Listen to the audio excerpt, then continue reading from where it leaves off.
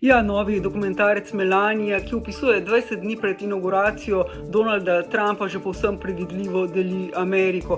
Kritiki so neusmiljeni, mnogi pravijo, da je film prazen in brez vsebine, da je drag in dolgočasen modni šov, nekateri ga označujejo celo za propagando. Edini so si tudi v tem, da gledalci iz filma ne bodo veliko zvedeli o še vedno skrivnostni in odmaknjeni prvi dami, o njenem življenju v Beli hiši ali pa v njenem odnosu z Donaldom Trumpom. No, seveda pa takšne kritike mnogih Američanov niso odvrnile od tega, da bi ta konec tedna odšli v kinematografe.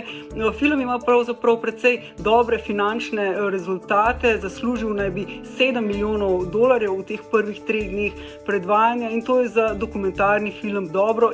Je pa seveda tudi res, da je Amazon vložil rekordno vsoto v promocijo, kar $30 milijonov, česar za dokumentarce običajno ne počnejo. Povsem predvidljivo pa je seveda tudi to, da si film najraje ogledajo gledalci na ruralnih in konzervativnih območjih v Ameriki, kjer ima predsednik Trump kljub vsem svojim težavam in splošnemu padanju priljubljenosti še veliko privržencev.